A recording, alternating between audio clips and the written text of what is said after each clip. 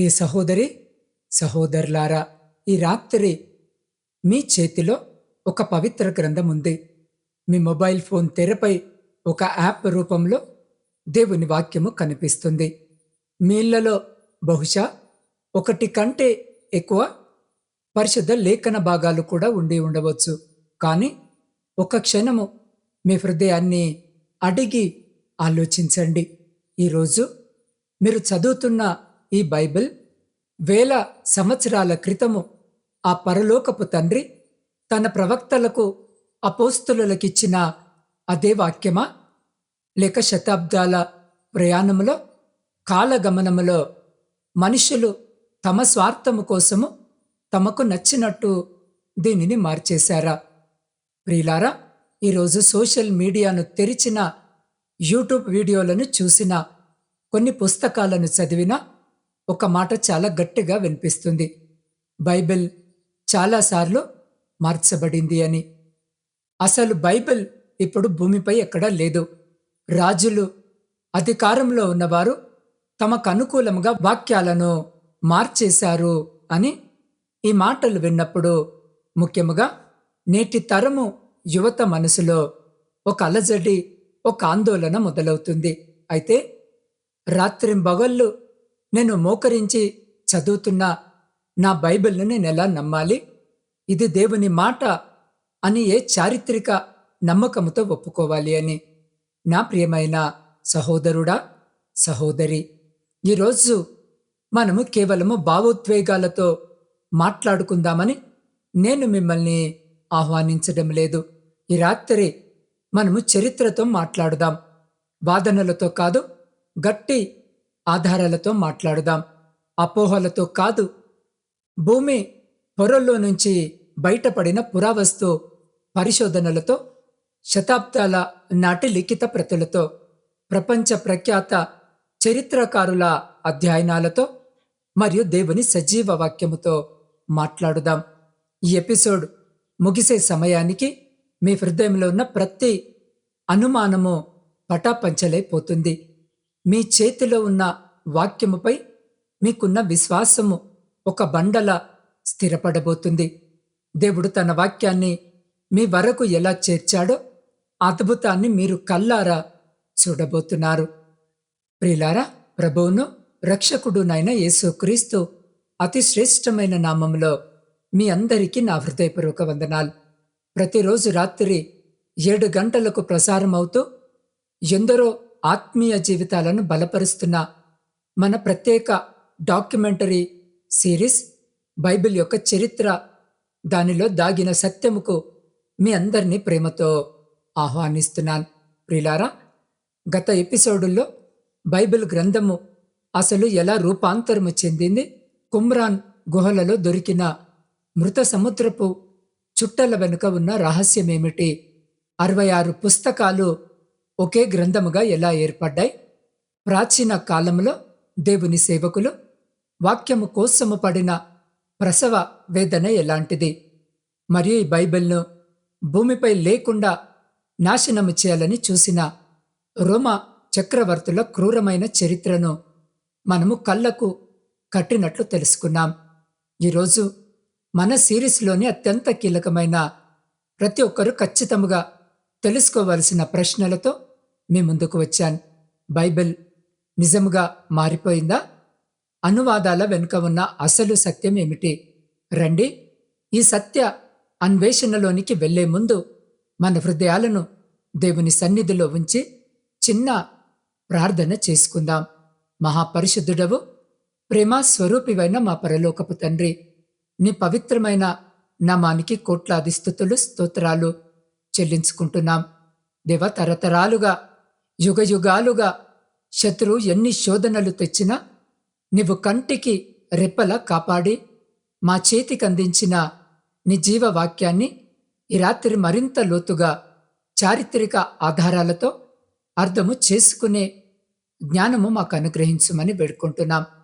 వాక్యము వింటున్న నీ బిడ్డల మనసులో ఉన్న ప్రతి సందేహాన్ని తొలగించి వారి విశ్వాసాన్ని అపోహల మీద కాదు, కేవలము నీ సత్యము మీద మాత్రమే నిర్మించమని నీ పాద సన్నిధిలో వేడుకుంటున్నాం. అయా ఈ ఆత్మీయ అధ్యయనము ద్వారా నీ నామానికి మాత్రమే మహిమ తెచ్చుకోమని మా రక్షకుడైన యేసు క్రీస్తు జీవము గల నామములో ప్రార్థించి అడిగి పొందుకొని ఉన్నాము పరమ తండ్రి. ఆమెన్. ప్రియమైన దేవుని బిడ్డలారా, 1990 కాలము నుండి ముఖ్యముగా ఈ ప్రపంచంలో ఇంటర్నెట్ మరియు సాంఘిక మధ్యమ విప్లవము వచ్చిన తర్వాత ఒక పెద్ద దుష్ప్రచారము ప్రపంచమంతా విస్తరించింది. బైబిల్ ఎన్నిసార్లు మార్చబడింది, ఎవరికి వచ్చినట్లు వారు రాసుకుంటున్నారు కదా అనే ప్రశ్నలు ఎక్కువగా వినిపిస్తున్నాయి.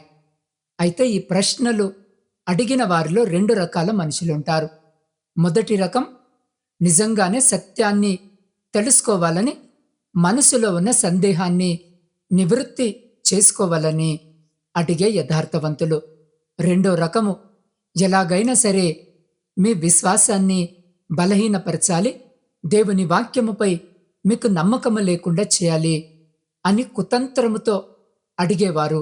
కానీ ఒక నిజమైన పరిశోధకుడు, ఒక యథార్థమైన దేవుని బిడ్డ వదంతులను, వాట్సప్ సందేశాలను చూసి మోసపోడు. అతను ఆధారాలను పరిశీలిస్తాడు. సరిగ్గా ఇక్కడే మనము ఒక ప్రాథమికమైన చారిత్రక సత్యాన్ని, ఒక ముఖ్యమైన తేడాను అర్థము చేసుకోవాలి. ప్రియులారా, చాలామంది తెలియక చేసే ఒక పెద్ద పొరపాటు ఏమిటంటే అనువాదం అంటే మార్పు అని అనుకుంటారు. కానీ ప్రియమైన వారలారా, అవి రెండు ఒకటి కావు. ఒక చిన్న ఉదాహరణతో చెప్తాను, జాగ్రత్తగా వినండి. ఈరోజు మీరు నాతో తెలుగులో మాట్లాడుతున్నారు. మీ పక్కన ఉన్న మీ స్నేహితుడికి కేవలము హిందీ మాత్రమే వచ్చు అనుకుందాం. ఇప్పుడు మీరు మీ స్నేహితుడితో దేవుడు ప్రేమ స్వరూపి అని చెప్పారు. నీ పక్కన ఉన్న మరొక వ్యక్తి ఆ మాటను హిందీలోనికి అనువాదించి పరమేశ్వర్ ప్రేమ్ హై అని చెప్పాడు. ఇప్పుడు ఇక్కడ ఏం జరిగింది? మాట్లాడిన భాష మాత్రమే మారింది, ఉపయోగించిన పదాలు మారాయి. కానీ ఆ మాటల వెనుక ఉన్న సత్యము గాని, ఆ మాటల అర్థము కానీ ఎక్కడైనా మారిందా? మారలేదు కదా. అదే అనువాదం యొక్క అసలు ఉద్దేశము. మన బైబిల్ గ్రంథము మొదట తెలుగులోనో ఇంగ్లీష్లోనో రాయబడలేదు. పాత నిబంధనంతా హీబ్రూ, అరామిక్ ఆ భాషలో రాయబడితే, కొత్త నిబంధన నాటికి ప్రజలకు అర్థమయ్యే గ్రీకు భాషలో రాయబడింది. మరి తెలుగువారమైన మనకు, భూమిపై ఉన్న వేలాది భాషల ప్రజలకు దేవుని ప్రేమ తెలియబడాలంటే ఏం చేయాలి? దానిని ఆయా భాషల్లోనికి అనువాదము చేయాలి. అంటే అనువాదము అనేది మూల సందేశాన్ని మార్చడానికి కాదు, ఆ మూల సందేశము ఏ రకమైన పొరపాటు లేకుండా సామాన్య ప్రజలకు కూడా అర్థమయ్యేలా వారి స్వభాషలో అందించే ఒక పవిత్రమైన ప్రక్రియ. ఈరోజు ప్రపంచంలో అత్యధిక భాషల్లోకి అనువదించబడిన ఏకైక గ్రంథము మన బైబిల్ మాత్రమే. పూర్తి బైబిల్ లేదా దాని భాగాలు వేలాది భాషల్లో అందుబాటులో ఉన్నాయి. అంటే దానికి కారణము బైబిల్ మారిపోయిందని కాదు, దేవుని వాక్యము భూదిగంతాల వరకు ఉన్న ప్రతి మానవుడికి చేరింది అనడానికి ఇదే అతిపెద్ద చారిత్రక సాక్ష్యము. అయితే ఇక్కడొక ప్రశ్న వస్తుంది. బ్రదర్ గారు, నేనొక తెలుగు బైబిల్ తెరిచి చూశాను. నా స్నేహితుడి దగ్గర ఉన్న మరొక ఆధునిక తెలుగు బైబిల్ అనువాదాన్ని చూశాను. కొన్ని వాక్యాలు, పదాలు కొద్దిగా భిన్నంగా ఉన్నాయి. మరి దీనిని మార్పు అనరా అని కొందరు అడుగుతారు. ఇక్కడే మనం చరిత్రను లోతుగా చూడాలి. ఒక ప్రాచీన గ్రీకు పదానికి తెలుగు భాషలో 2, 3 సరైన అర్థాలు వచ్చే పదార్థాలు ఉండవచ్చు. అనువాదికుల బృందము కూర్చొని ప్రార్థనాపూర్వకముగా ఆ సందర్భానికి సరిపోయేలా చదువుకునే సామాన్యుడికి సులభముగా అర్థమయ్యే ఒక పదాన్ని ఎంచుకుంటారు. అక్కడ వాడిన పదము మారవచ్చు, కానీ దేవుడిచ్చిన సందేశము గాని, రక్షణ మర్మము గాని ఎక్కడ మారదు. ప్రియులారా, ఒక ఉదాహరణను ఆలోచించండి. ఒక నిపుణుడైన డాక్టర్ ఇంగ్లీష్లో ఉన్న ఒక పెద్ద వైద్య పుస్తకాన్ని తెలుగులోనికి అనువాదిస్తున్నాడు. ఆయన అనువాదించేటప్పుడు తెలుగు ప్రజల కోసము సులభమైన పదాలు వాడతాడే తప్ప ఆ పుస్తకములో ఉన్న రోగాన్ని గాని దానికిచ్చే మందును గాని మార్చడు కదా. ఒకవేళ మందునే మారిస్తే అది అనువాదం అనిపించుకోదు, మోసము అనిపించుకుంటుంది. బైబిల్ అనువాదికులు ప్రాణాలకు తెగించి దేవుని భయముతో పనిచేసిన పండితులు. వారి లక్ష్యము మూలపాఠాన్ని ప్రజల హృదయాలకు చేర్చడమే. కొంతమంది మేధావులమని చెప్పుకునేవారు ఇలా ప్రశ్నిస్తారు: అసలు వేల సంవత్సరాల క్రితము ప్రవక్తలు తమ చేతులతో రాసిన అసలు కాపీ ఈరోజు మన దగ్గర లేదు కదా. మరి ఈ అనువాదాలను మనం ఎలా నమ్మాలి అని? ఇది నిజంగా మంచి ప్రశ్నే. కానీ దీనికి సమాధానము తెలియాలంటే ప్రాచీన ప్రపంచ చరిత్రను ఒకసారి చూడాలి. కేవలం బైబిల్ మాత్రమే కాదు ప్రియమైన వారలారా, ప్రాచీన కాలంలో జీవించిన గొప్ప తత్వవేత్తలు ప్లేటో, అరిస్టాటిల్, హూమర్ లేదా రోమా చక్రవర్తి జూలియస్ సీజర్ రాసిన అసలు చేతిరాత ప్రతులు కూడా ఈరోజు ప్రపంచంలో ఎక్కడ లేవు.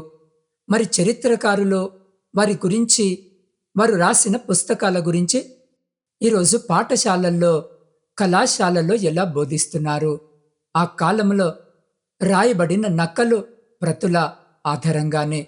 కానీ ప్రియ సహోదరి సహోదరులారా, ఇక్కడే దేవుడు ఒక అద్భుతమైన చారిత్రక వ్యత్యాసాన్ని ఉంచాడు. ఇతర పురాతన గ్రంథాలతో పోల్చి చూస్తే బైబిల్కు అందుబాటులో ఉన్న చారిత్రక లిఖిత ప్రతుల సంఖ్య అసాధారణంగా, ఊహకందని విధముగా చాలా ఎక్కువ. కొత్త నిబంధనకు సంబంధించే దాదాపు 25,000 కంటే ఎక్కువ ప్రాచీన ప్రతులు వివిధ భాషల్లో అందుబాటులో ఉన్నాయి. ఇతర ఏ చారిత్రక గ్రంథానికి కూడా ఇన్ని ఆధారాలు లేవు. అందువల్ల పరిశోధకులకు ఒక ప్రతిని మరొక ప్రతితో పోల్చి చూసి అసలైన వాక్యమేంటో ఖచ్చితముగా తేల్చడానికి విస్తృతమైన ఆధారాలు లభించాయి. ఇక్కడ చాలామంది ఒక పెద్ద అపోహ పడుతుంటారు. బైబిల్ను శతాబ్దాలుగా చేతితో కాపీ చేస్తూ వచ్చారు కాబట్టి ఒకరి తర్వాత ఒకరు తప్పులు రాసుకుంటూ పోయి ఉంటారు, అలా అది పూర్తిగా మారిపోయింది అని వాదిస్తారు. మొదటి చూపులో ఈ వాదన నిజమే కదా అని అనిపించవచ్చు. కానీ ఒక చిన్న ఉదాహరణతో దీని వెనుక ఉన్న సత్యాన్ని మీకు వివరిస్తాను. ఒక తరగతి గదిలో ఒక గురువు ఉన్నారు అని అనుకుందాం. ఆయన ఒక ముఖ్యమైన పారాగ్రాఫ్ను ఒక కాగితంపై రాసి క్లాస్లో ఉన్న 100 మంది విద్యార్థులకిచ్చి, దీనిని చూసి మీ నోటు పుస్తకములో తప్పులు లేకుండా కాపీ చేయండి అని చెప్పారు. ఆ 100 మంది విద్యార్థులు దానిని చూసి రాశారు. వారిలో ఒకిద్దరు విద్యార్థులు చిన్న అక్షర దోషము చేశారు. మరొక విద్యార్థి తొందరలో ఒక పదాన్ని వదిలేశాడు. ఇంకొకడు ఒకే పదాన్ని 2 సార్లు రాశాడు. ఇప్పుడు ఆ గురువుగారు దగ్గర ఉన్న అసలు కాగితం పోయిందనుకుందాం. కానీ ఆ 100 మంది విద్యార్థులు రాసిన 100 కాపీలు గురువుగారి దగ్గరున్నాయి. ఇప్పుడు ఆ 100 ప్రతులను ఒకే చోట పెట్టి పోల్చి చూస్తే అసలు గురువుగారు రాసిన వాక్యమేమిటో కనిపెట్టడము సులభమా, కష్టమా? ఆలోచించండి. నిజానికి అది చాలా సులభము కదా. ఎందుకంటే 95 కంటే ఎక్కువ ప్రతులలో వాక్యాలన్నీ ఒకేలా ఉంటాయి. ఎక్కడో ఒకరిద్దరు చేసిన చిన్న చిన్న పొరపాట్లు స్పష్టముగా తేలిపోతాయి. సరిగ్గా ఇదే సూత్రాన్ని బైబిల్ పరిశోధనలో టెక్స్చువల్ క్రిటిసిజం అని అంటారు. ఇది బైబిల్ని తక్కువ చేసే ప్రక్రియ కాదు. శతాబ్దాల నాటి వేలాది ప్రతులను ఒకచోట చేర్చి వాటిని పోల్చి చూసి దేవుడు మోషేకు, పౌలుకిచ్చిన అసలైన వాక్యమేంటో అత్యంత ఖచ్చితముగా నిరూపించే ఒక అద్భుతమైన శాస్త్రీయ పద్ధతి. దేవుడు తన వాక్యము విషయంలో ఎంత నమ్మకమైన వాడు చెప్పడానికి చరిత్రలో జరిగిన ఒక గొప్ప సంఘటనను మీకు చెప్పాలి. ప్రియులారా, ఇది కథ కాదు, 1947వ సంవత్సరంలో ఇశ్రాయేలు దేశములోని కుమ్రాన్ అనే ఎడారి ప్రాంతంలో నిజముగా జరిగిన ఒక అద్భుతం. అక్కడొక పేద గొర్రెల కాపరి కుర్రాడు తన గొర్రెలను మేపుకుంటూ ఉన్నాడు. ఒక గొర్రె తప్పిపోతే దానిని వెతుక్కుంటూ కొండల మధ్యకు వెళ్ళాడు. అక్కడ ఒక చిన్న గుహ కనిపించింది. ఆ గుహలో తన గొర్రె ఏమైనా ఉందేమోనని భయముతో ఒక చిన్న రాయిని తీసి ఆ గుహలోకి విసిరాడు. ఆ రాయి లోపలికి వేయగానే ఏదో మట్టి కుండ పగిలిన శబ్దము వినిపించింది. కుతూహలముతో ఆ గొర్రెల కాపరి గుహలోకి పాక్కుంటూ వెళ్ళాడు. అక్కడ శతాబ్దాల నాటి పురాతనమైన మట్టి కుండలు కనిపించాయి. వాటిని తెరిచి చూడగా వాటిలో తోలు చుట్టాలపై రాసిన కొన్ని పురాతన గ్రంథాలు భద్రముగా దాచబడి ఉన్నాయి. అవే ప్రపంచాన్ని కుదిపేసిన మృత సముద్రపు చుట్టలు. ఆ కుండలో యెషయా ప్రవక్త గ్రంథముతో పాటు పాత నిబంధనకు సంబంధించిన అనేక పుస్తకాల ప్రతులు దొరికాయి. అవి క్రీస్తు పూర్వము 2వ శతాబ్దానికి చెందినవి. అంటే అంతకు ముందు ప్రపంచము దగ్గర ఉన్న పాత నిబంధన ప్రతుల కంటే 1000 సంవత్సరాల కంటే పురాతనమైనవి. అప్పుడు ప్రపంచవ్యాప్తంగా ఉన్న బైబిల్ విమర్శకులు, నాస్తికులు ఎంతో సంబరపడ్డారు. ఇక బైబిల్ తప్పుల తడాకాని తేలిపోతుంది. 1000 సంవత్సరాల క్రిందటి ప్రతికి ఇప్పటి బైబిల్కి అసలు పొంతన ఉండదు అని గంతులు వేశారు. కాని ప్రియ సహోదరి సహోదరుడా, పరిశోధకులు ఆ 1000 సంవత్సరాల నాటి యెషయా గ్రంథపు చుట్టను విప్పి ఆధునిక కాలములో మన చేతిలో ఉన్న హీబ్రూ బైబిల్ పాఠాలతో అక్షరము పోల్చి చూశారు. అప్పుడు ప్రపంచము నోళ్లు మూతపడ్డాయి. చరిత్రకారులు ఆశ్చర్యముతో స్తంభించిపోయారు. ఎందుకంటే కొన్ని చిన్న అక్షరాల పొందిక, వ్యాకరణ తేడాలు తప్ప రక్షణ మార్గాన్ని మార్చే ఒక్కటంటే ఒక్క సిద్ధాంతపరమైన తేడా కూడా అందులో కనిపించలేదు. 1000 సంవత్సరాల కాలము గడిచిన దేవుని వాక్యము ఒక అంగుళము కూడా పక్కకు జరగకుండా అలాగే స్థిరముగా ఉంది. నా ప్రియమైన సహోదరుడా, సహోదరి, మనుషులు మారవచ్చు, రాజ్యాలు కూలిపోవచ్చు, కాని ఆకాశము భూమియు గతించిపోవును గాని నా మాటలు ఏమాత్రమును గతించిపోవు అని చెప్పిన దేవుని మాట ఎంత సత్యమో చూశారా? దేవుడు తన వాక్యాన్ని కాపాడుకోవడానికి మానవ మేధస్సుతో సంబంధము లేకుండా తానే స్వయముగా కాపలా ఉన్నాడు.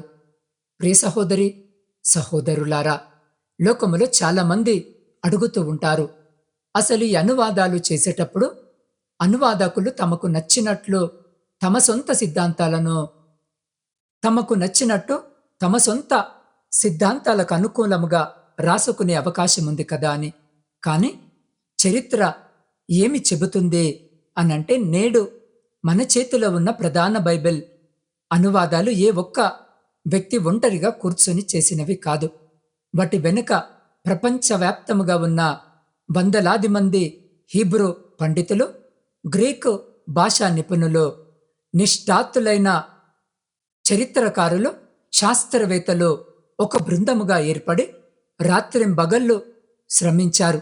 ఒక చిన్న పదము గురించి కూడా కొన్ని రోజుల పాటు చర్చలు జరిపారు. వారి లక్ష్యము తమ సొంత అభిప్రాయాలను బైబిల్లో చొప్పించడము కాదు, దేవుడు మూల పాఠములో ఏం చెప్పాడో దానిని ఏ రకమైన కలతే లేకుండా నేటి తరానికి అందించడమే. చాలా మందికి ఇంగ్లీష్లో ఉన్న కింగ్ జేమ్స్ వర్షన్ గురించిన ఒక పెద్ద అపోహ ఉంది. 1611వ సంవత్సరంలో ఇంగ్లాండ్ దేశపు రాజు అయిన జేమ్స్ బైబిల్ని తన స్వహస్తాలతో తిరిగి రాశాడు అని కొందరు ప్రచారము చేస్తుంటారు. కానీ అది చారిత్రక అజ్ఞానము. రాజు జేమ్స్ స్వయంగా బైబిల్ని రాయలేదు.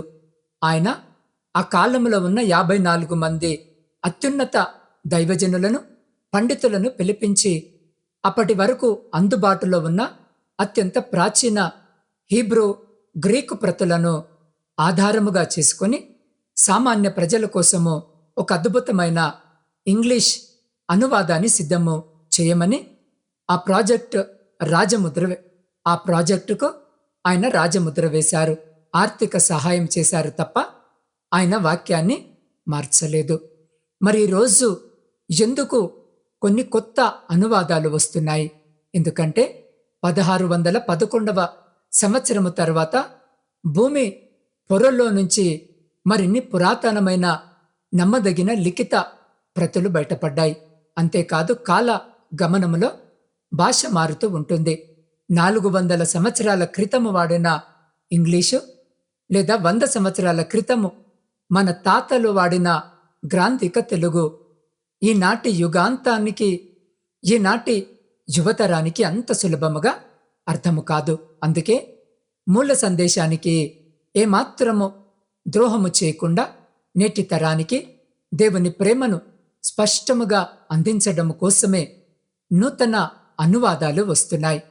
ఇది వాక్యాన్ని మార్చడానికి కాదు, వాక్యపు వెలుగును మరింత స్పష్టముగా మీ హృదయాల్లోనికి పంపించడానికి. ప్రియమైన దేవుని బిడ్డలారా, దేవుడు ఆలస్యము చేస్తాడు కానీ ఎన్నడూ విస్మరించడు. ఆయన తన వాక్యాన్ని ఎలా కాపాడుకుంటూ వచ్చాడో అలాగే ఈరోజు ఈ వాక్యము వినిచిన్న మీ జీవితాన్ని కూడా కాపాడబోతున్నాడు. ఈరోజు మీ మనసులో ఎన్నో ప్రశ్నలు ఉండి ఉండవచ్చు. నా ప్రార్థన దేవుడు వింటున్నాడా? నా కన్నీళ్ళు ఆయన చూస్తున్నాడా? నా కుటుంబంలో ఉన్న ఈ ఘోరమైన సమస్యల నుండి నాకు విడుదల కలుగుతుందా అని మీరు ఒంటరిగా ఏడుస్తూ ఉండవచ్చు. కానీ నా ప్రియ సహోదరి సహోదరుడా, దేవుని వాగ్దానాలు ఎన్నటికీ మారిపోయేవి కావు. మనుషులు మిమ్మల్ని నమ్మి మోసము చేయొచ్చు, ఇచ్చిన మాట తప్పవచ్చు, కానీ దేవుడు మీ విషయంలో ఇచ్చిన ఏ ఒక్క వాగ్దానాన్ని కూడా ఆయన మర్చిపోడు. దేవుడు మూసిన ఆ తలుపు వెనుక కూడా మీ జీవితము కొరకు ఒక గొప్ప అద్భుతమైన ప్రణాళిక దాగి ఉంటుంది అన్న విషయాన్ని మీరు ఆలోచించాలని ప్రార్థనాపూర్వకంగా కోరుకుంటున్నాను. నా ప్రియ సహోదరి సహోదరుడా, ఈ చారిత్రక సత్యము నుండి మన కుటుంబాలు నేర్చుకోవలసిన పాఠం ఒకటి ఉంది. ఈరోజు సమాజంలో ఎన్నో కుటుంబాలు చిన్న చిన్న మాట పట్టింపుల వల్ల, అనుమానాల వల్ల ముక్కలైపోతున్నాయి. భార్యాభర్తల మధ్య, తల్లిదండ్రుల మధ్య, పిల్లల మధ్య అపార్థాలు అనే గోడలు లేస్తున్నాయి.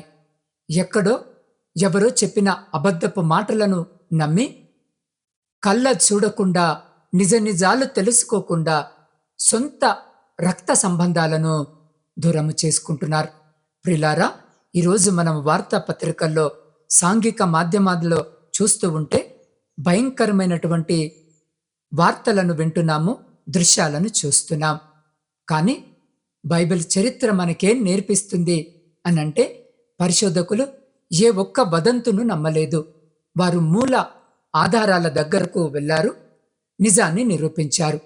మీ కుటుంబ జీవితంలో కూడా ఎవరైనా వచ్చి మీ భార్య గురించి లేదా మీ భర్త గురించి ఏదైనా తప్పుగా చెప్తే ఆ వదంతులను నమ్మి మీ సంసారాన్ని కూల్చుకోవద్దని ప్రార్థనాపూర్వకముగా 2 చేతులు జోడించి మిమ్మల్ని అందరినీ కోరుకుంటున్నాను. ప్రియులారా, ఒకరినొకరు కూర్చోబెట్టుకొని ప్రేమతో మాట్లాడుకొని నిజాయితీగా సత్యాన్ని తెలుసుకోండి. మీ కుటుంబాలను, మీ జీవితాలను కాపాడుకోండి. బైబిల్ అనువాదములో వందలాది మంది పండితులు ఎలాగైతే ఏక మనసుతో, ఒకే లక్ష్యముతో కలిసి పనిచేశారో, కుటుంబాలలో ఉన్న సభ్యులంతా కూడా ఆత్మీయ అన్యోన్యతతో, ఏక హృదయంతో ప్రార్థనలో ఏకమవ్వాలి. ప్రార్థన ఎప్పుడు వృధా కాదు.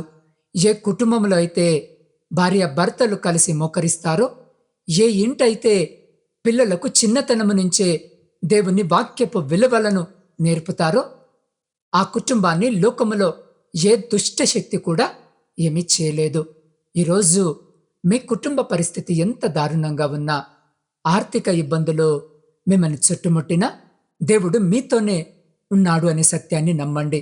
ఈరోజు మీరు కారుస్తున్న కన్నీళ్లు రేపు ఈ సమాజంలో మీ కుటుంబానికి ఒక గొప్ప విజయపు సాక్ష్యంగా మారబోతున్నాయి. కాబట్టి నా ప్రియ సహోదరి సహోదరుడా, ఈ ఎపిసోడ్ ద్వారా మనము నేర్చుకునే పరమసత్యం ఏమిటంటే, లోకము ఎంత ప్రయత్నించినా, కాలము ఎంత మారినా దేవుని వాక్యము సత్యమైనది, మార్పు లేనిది మరియు నమ్మదగినది. చరిత్ర మనకు బైబిల్ యొక్క బాహ్య విలువలను నేర్పితే, పరిశుద్ధాత్ముడు ఆ బైబిల్ ప్రకారము అంతరంగంలో ఎలా జీవించాలో నేర్పిస్తాడు. మీ చేతిలో ఉన్న బైబిల్ దేవుని సజీవమైన మాట. దానిని కేవలము ఒక పుస్తకముగా మీ ఇళ్లలో ఉంచుకోకండి. దాన్ని మీ హృదయంలో భద్రపరచుకోండి. కాబట్టి ఈరోజు ఈ వాక్యము వించిన నా ప్రియ సహోదరి, సహోదరుడా, విన్న వాక్యము మన జీవితాల్లో ఫలభరితముగా ఉండులాగున, మనము కూడా దేవుని వాక్యానికి విలువనిచ్చే వారముగా ఉండులాగున, మన జీవితాలు ఆ విధముగా మారులాగున ఈ సమయంలో మనము వీలైతే మోకరించి లేదా నిలబడి ఉండి 2 చేతులు ఆకాశము వైపుకెత్తి దేవుని సహాయాన్ని కోరుకుందామా? ఈ చివరి ప్రార్థనలో నాతో పాటు కలిసి మీరందరూ ఏకీభవించవలసిందిగా మనవి చేస్తున్నాను. కృపా కనికరములు గల మా ప్రియ పరలోకపు తండ్రి, ఈ అద్భుతమైన రాత్రికాల సమయంలో నీ పాద సన్నిధిలో చేరి నీ వాక్యపు చరిత్రను విన్న ప్రతి బిడ్డను నువ్వు పేరున దీవించమని అడుగుతున్నాం.